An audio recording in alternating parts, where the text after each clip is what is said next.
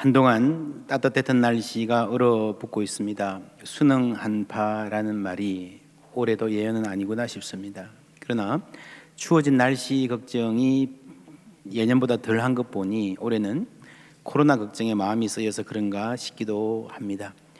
교회에서는 지난 금요일 수험생들 부모와 함께 모여서 대화하고 축복하는 시간 가졌습니다.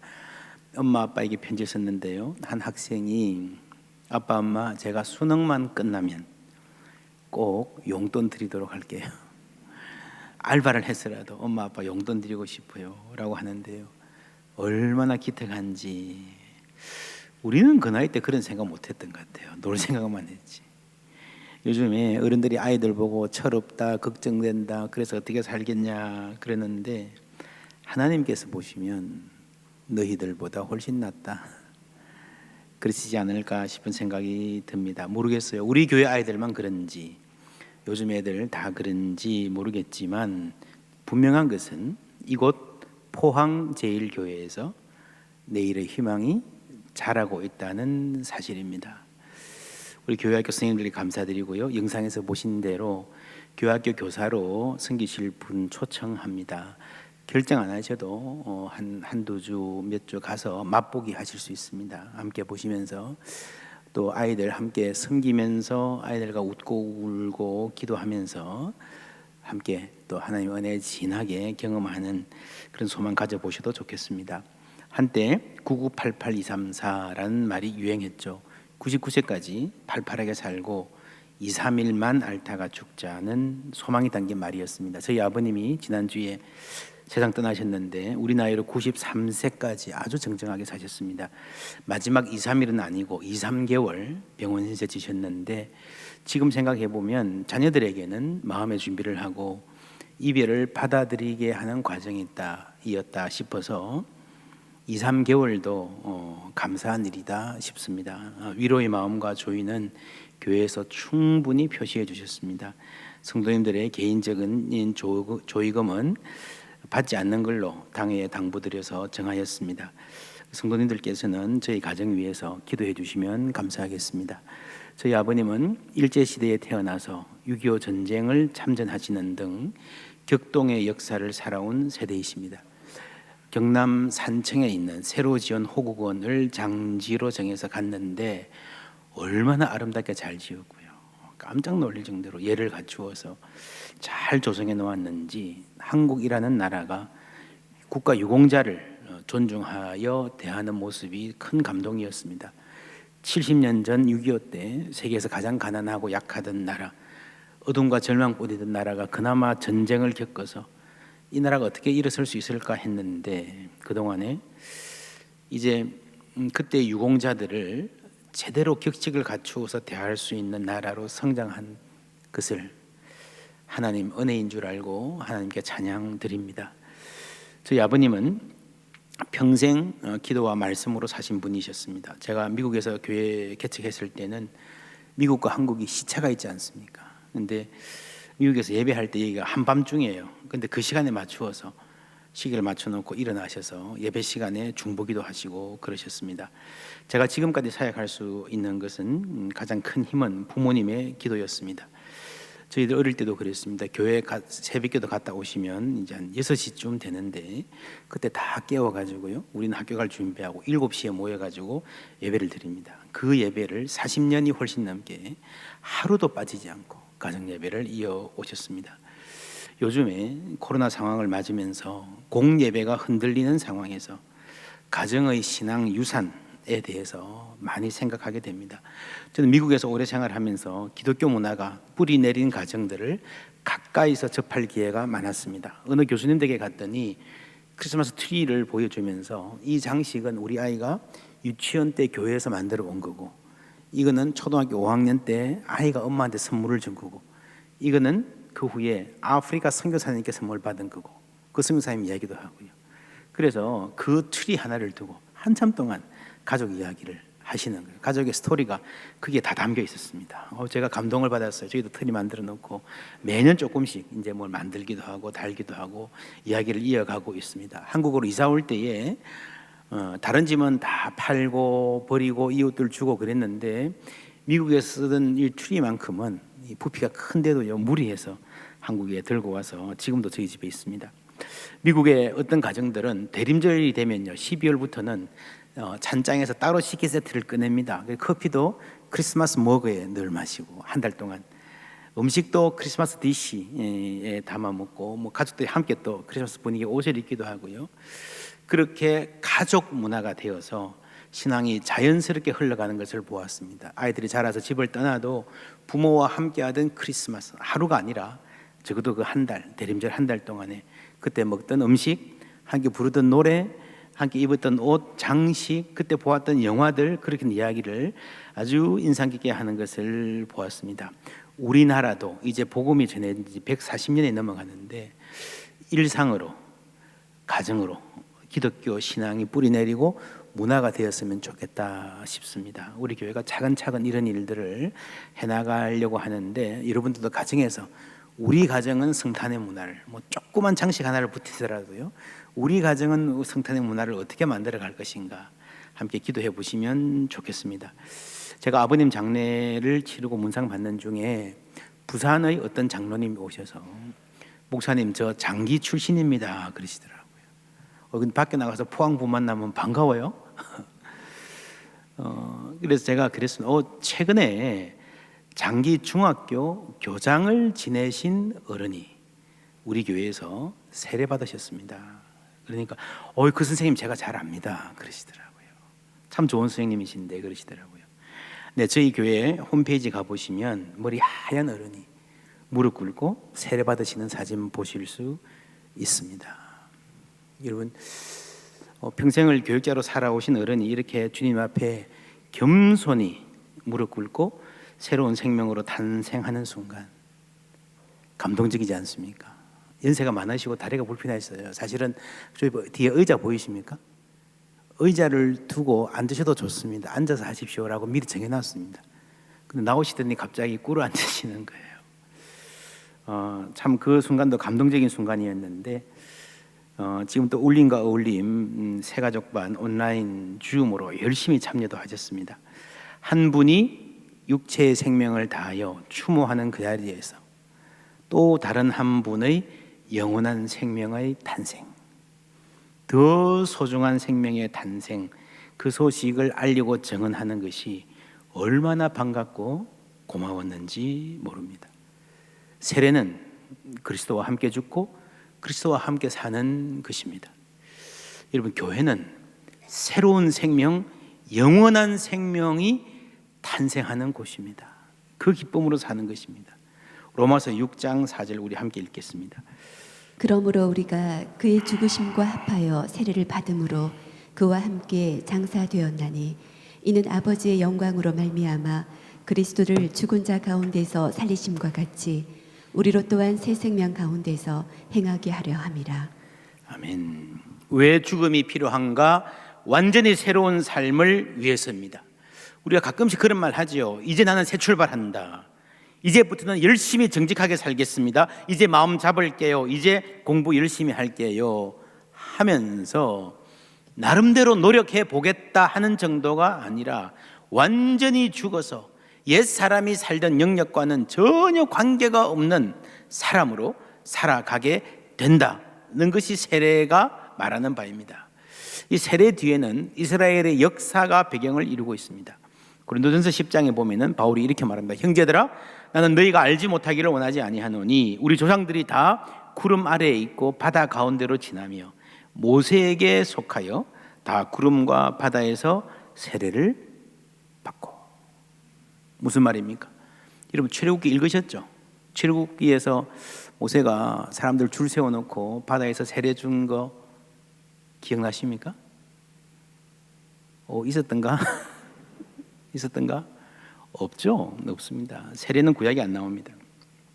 이 말은 무슨 말인가 하면은 홍해를 통과한 사건이 세례가 뭔지를 보여준다라는 말입니다. 홍해를 통과한 그 사건이 과거의 삶과 완전히 결별하고 자유의 몸이 되어서 새로운 삶을 살아가는 이 세례의 의미를 보여준다는 말입니다. 출애굽기에 보면은 하나님께서 10가지 재앙으로 바로를 완전히 무릎을 꿇리시고 출애굽했습니다. 완전한 승리인 줄 알았습니다. 그날 아침에는요, 가지 마라 하던 사람들이 제발 어서 가라, 제발 떠나라 라고 사정할 정도였습니다. 완전히 끝난 줄 알았습니다. 그런데 가다 보니까 저기서 또 달려오는 거예요. 여러분, 적을 완전히 제압한 줄 알았는데 또 살아남아서 나타나는 그런 영화 있잖아요. 뒤에서는 쫓아오고 앞에는 홍해가 있습니다. 벗어날 길이 없어요. 뒤에는 바로의 군대, 앞에는 홍해의 바다. 사실 바다가 아니어도 군대가 쫓아오면 달아날 수가 없잖아요. 그 사람들이 아이들 데리고 보따리 사고 어떻게 달아납니까? 말을 타고 따라오는데 대항하는 것도 상상도 못하죠. 죽는 것 외에는 길이 없습니다. 그 바다가 홍해예요. 죽음의 바다. 이제는 죽어서 저 바다를 피로 물들이고 백성들은 시체로 떠오르는 것만 남았습니다. 근데 바로 그 자리에서 홍해의 기적이 일어나지요. 바다가 갈라졌을 뿐 아니라 그 바로의 군대들이 수장되었습니다.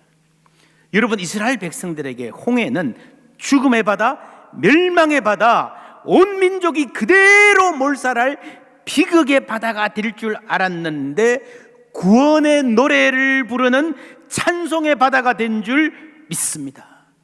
거기에서 이스라엘 민족의 신앙이 탄생한 것입니다. 여러분, 죄와 사망이 우리를 쫓아오는, 죄가 사망이라는 그 무기를 들고 우리를 겨누어오는 그 상황은요,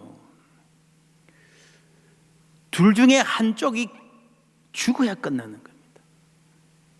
장남 다 죽는 것 가지고도 안 돼요. 구약에서는 하나님이 바로와 그 군대를 수장시키셨습니다.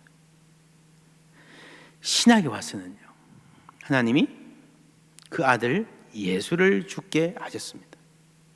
그러니까 이스라엘이 기대하던 그 구원이 이스라엘이 전혀 생각하지 못하던 방식으로 이루어졌다는 것입니다. 우리가 주님과 함께 죽었다. 이제는 과거의 죄와 상관이 없다는 거죠.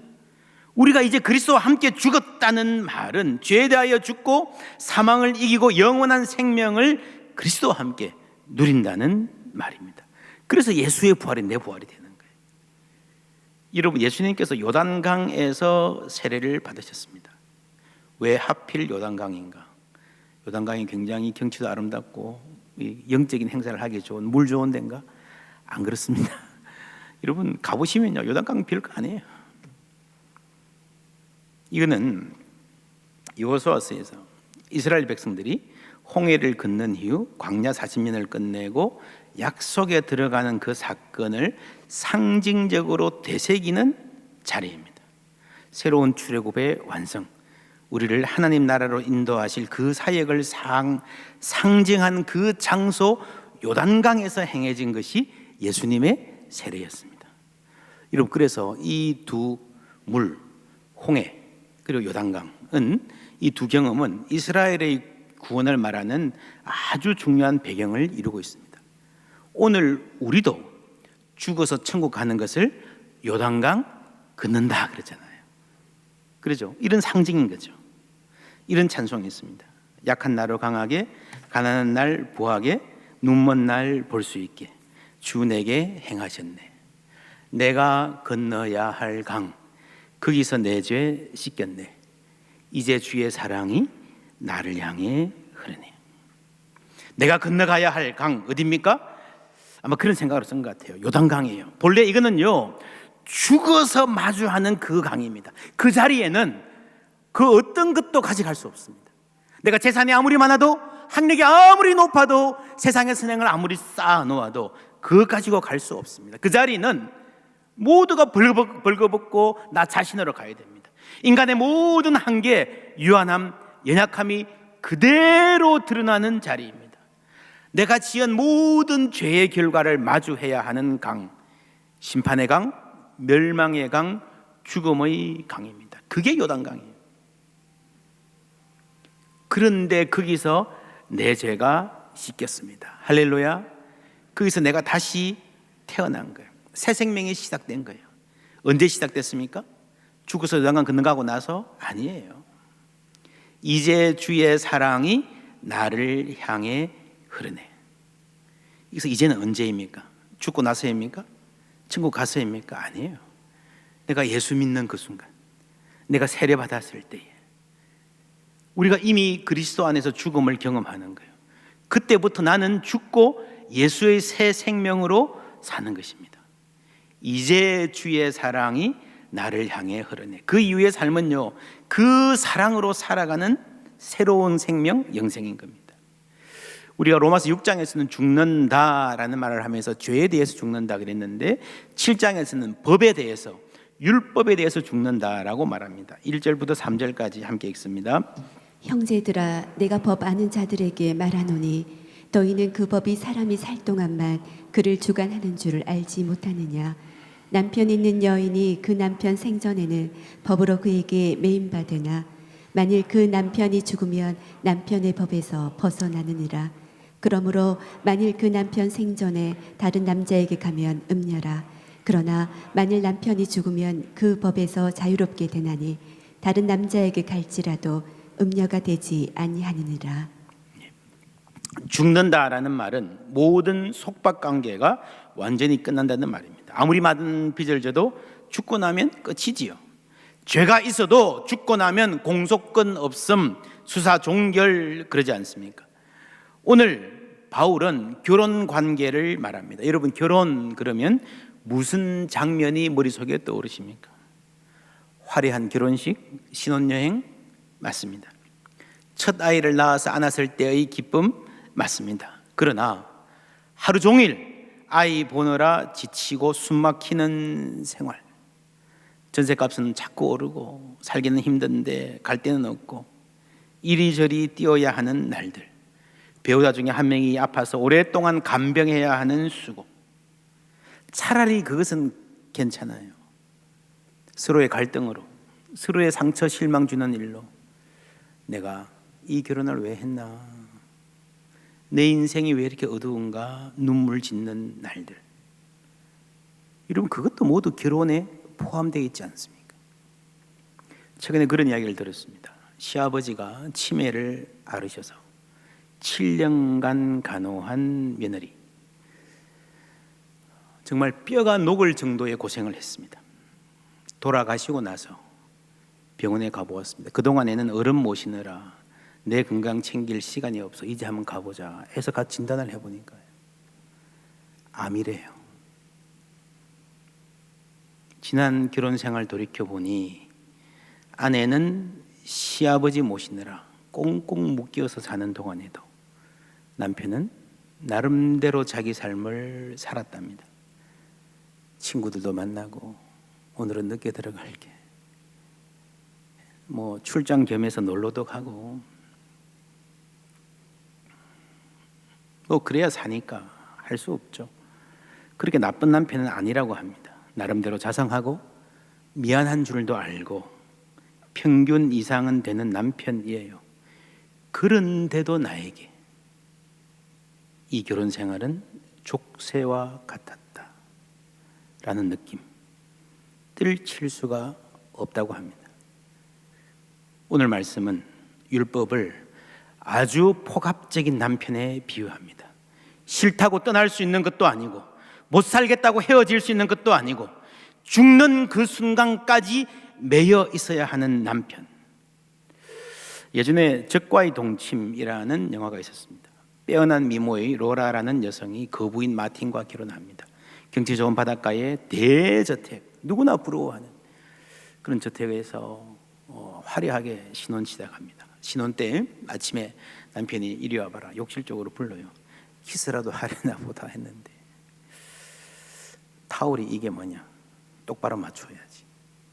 그리고 선반에 가서 선반에 있는 모든 병들, 캔들까지 한 치도 틀림없이 정렬되어 있지 않으면 이런 견디지 못하는 성격이에요. 아주 극단적 결벽증이죠. 거기다가 의처증이 있어서 아내가 다른 사람과 살짝이라도 함께 있는 것을 보면 왜 한눈 파느냐 하면서 폭력을 서슴지 않습니다. 그렇게 폭력을 쓰고 나서는 또 저녁에 장미꽃을 한아름 사들고 와서 너무너무 사랑한다, 뭐 해줄까 그럽니다. 어느 날 요트를 타고 바다에 나갔는데 엄청난 폭풍을 만납니다.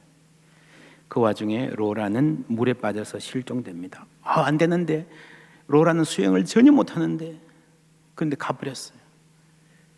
살아날 가능성은 전혀 없다고 생각하고 실종 신고를 하고 장례를 치릅니다.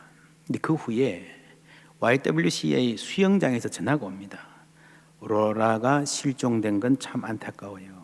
네, 고맙습니다. 근데 로라를 어떻게 아시죠? 여기서 수영 강습 열심히 받았는데요. 수영할 줄 알아요? 그럼요. 수영 선수급으로 잘합니다. 그러니까 수영 연습을 열심히 해놓고 전혀 못하는 척 한 게 이상하다 생각한 마틴은 집에 와서 혹시 무슨 실마리가 있나 사사티 뒤집니다. 변기에서 결혼 반지를 발견합니다. 실종됐다면 시체와 함께 있어야 되잖아요. 그 결혼 반지. 이 로라는 남편을 떠나고 작정했지만 내가 죽기 전에는 이 사람은 나를 놓아두지 않을 것이고 도망가도 끝까지 따라올 사람이다 라는 것을 알고 수영을 배워서 태풍 가운데 실종된 걸로 가장해서 필사적으로 죽기를 각오하고 탈출한 것입니다. 결행하던 그날 집을 떠나면서 그 지긋지긋한 남편의 모든 흔적은 지워버리고 싶어서 반지를 빼서 변기에 버리고 물을 내렸는데 그게 안 내려간 거예요. 여러분, 미국의 큰 저택에는 화장실이 5개인데도 많거든요.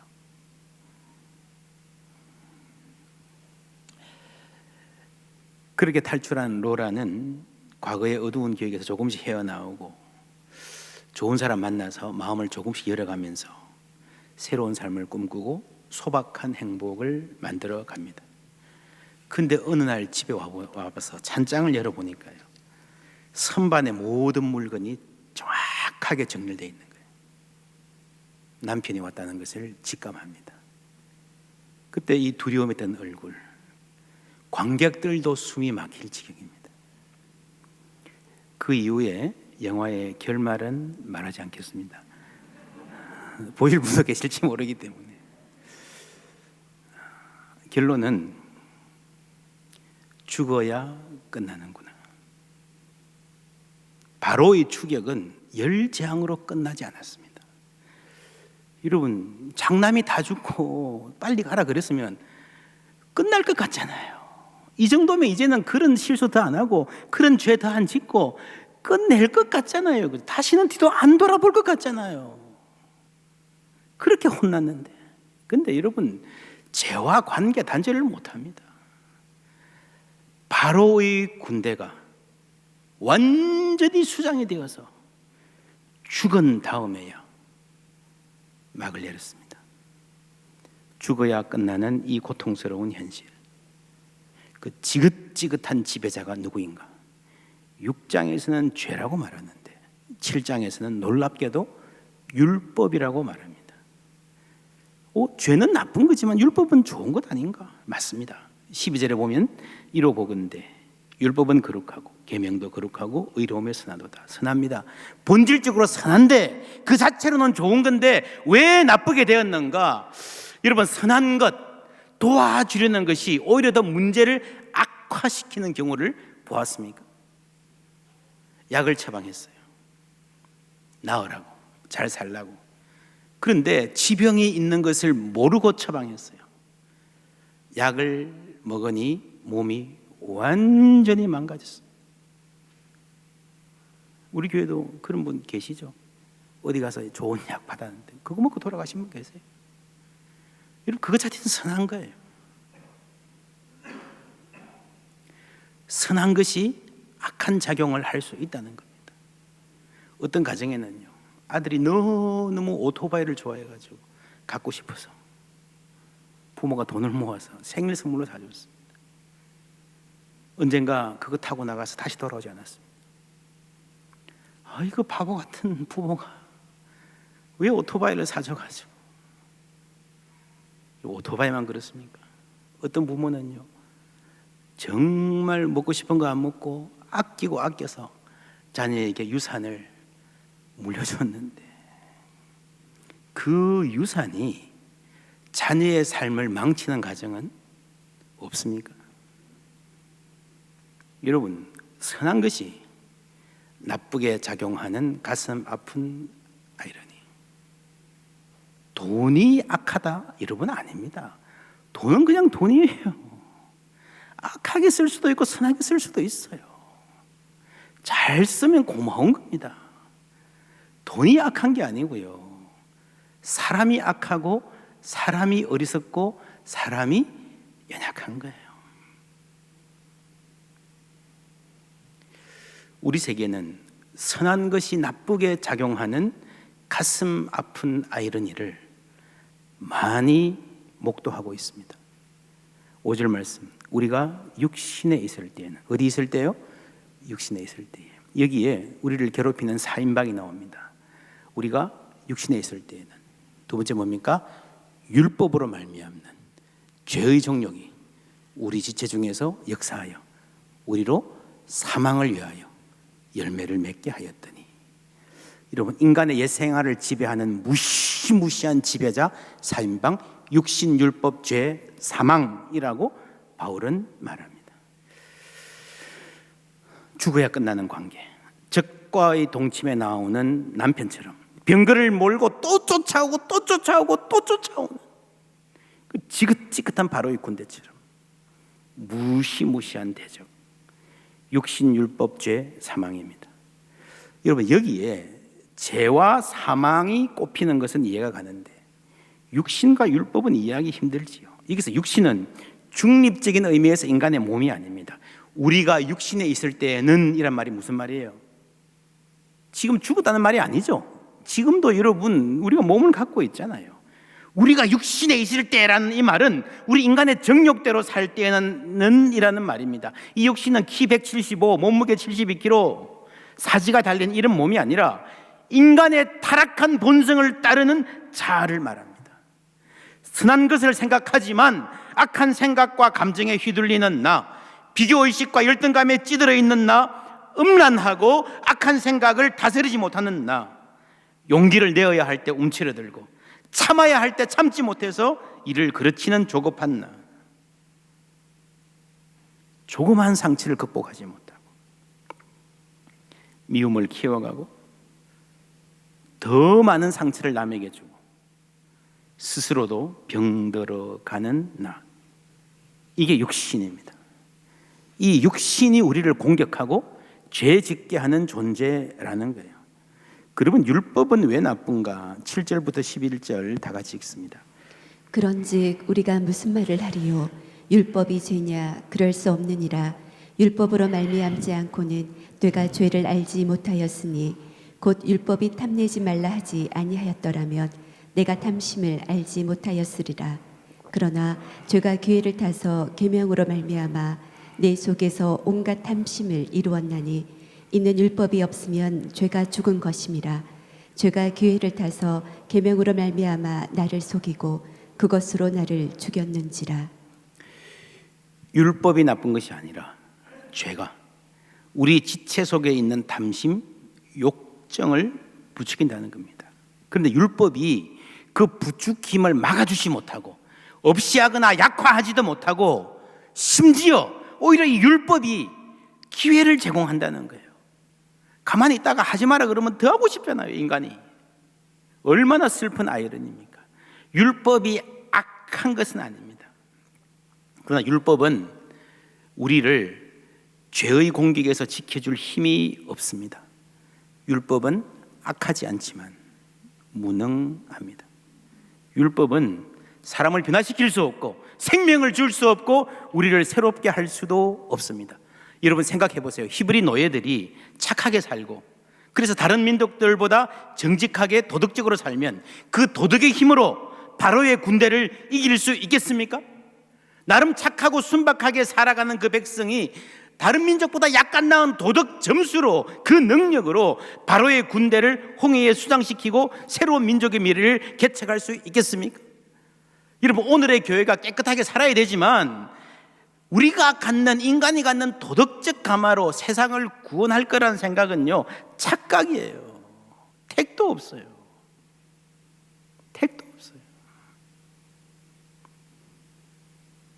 바로의 군대가 너희들 착하게 사니까 내가 잘못했다 그러겠습니까? 아니에요.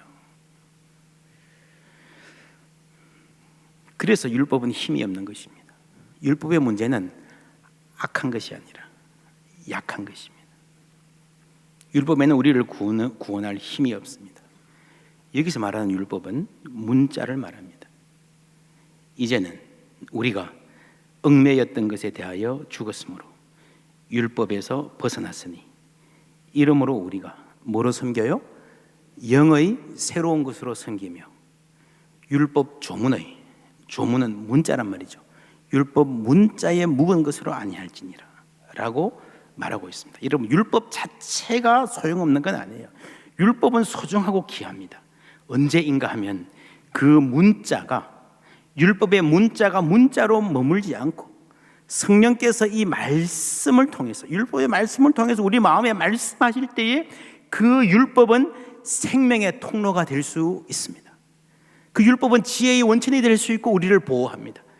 말 하나의 말씀이 우리를 지키십니다. 지금 우리가 읽는 성경도 마찬가지예요. 어떤 사람은 그냥 책으로 읽어요. 그냥 문자로 읽어요. 지금 박영호 목사가 하는 설교도 마찬가지입니다. 이 말 자체는 아무런 힘이 없어요. 그러나 성령 하나님께서 이 말을 우리 마음에 들리게 하실 때에 생명을 살리는 말씀이 될 줄 믿습니다. 그래서 그 말이 영의 새로운 것으로 섬긴다는 거예요. 문자가 아니라 영의 새로운 것으로 섬기는 삶과 율법 문자의 묵은 것의 노예된 삶을 대비하고 있습니다. 영어로 섬긴다는 말은 여러분 무슨 말일까요? 영의 새로운 것, 완전히 다른 방식으로 섬긴다는 거예요. 이전에는 매맞는 아내였습니다. 조금 마음에 안 들면 주먹이 날아옵니다. 마음에 늘 그늘이 있습니다. 무슨 일을 해도 기쁨이 없어요. 또 뭘 가지고 트집 잡을까? 무슨 말로 나를 괴롭힐까? 노심초사합니다. 가장 심각한 문제는 남편이 그러니까요, 내가 나를 사랑할 수 없는 거예요. 나는 무가치한 존재다, 사랑받을 자격이 없는 존재라고 하는 바닥난 자아상, 그것을 강제하던 삶이었습니다. 그런데 이제는 그 관계가 끝이 났습니다. 완전히 정리되었습니다. 그러면 이제는 어떻게 삽니까?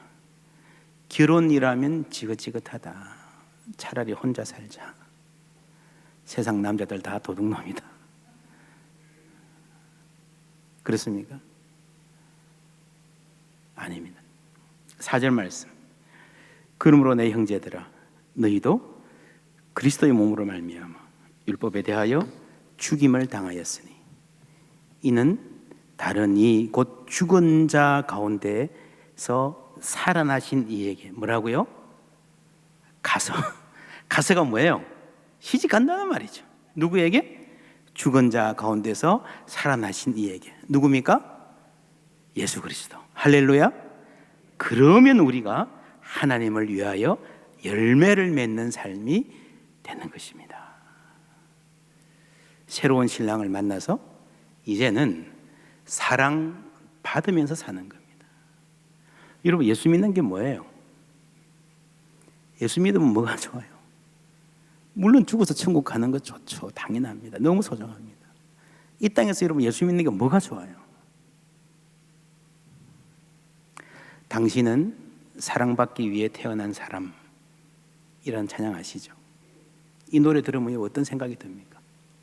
그래, 내가 사랑받기 위해 태어난 사람이지. 혹은 그거야 뭐 다른 사람, 저 잘난 사람들, 세상에서 대우받는 사람들, 팔자 좋은 여자들, 돈 잘 버는 남자들, 그런 사람 이야기지. 그렇습니까? 아닙니다. 나를 위한 말씀인 줄 믿습니다.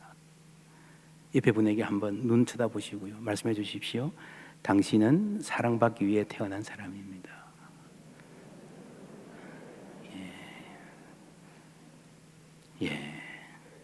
예수 믿으면요, 내가 사랑받는다는 게 믿어지는 거예요. 내가 소중한 존재라는 게 믿어지는 거예요.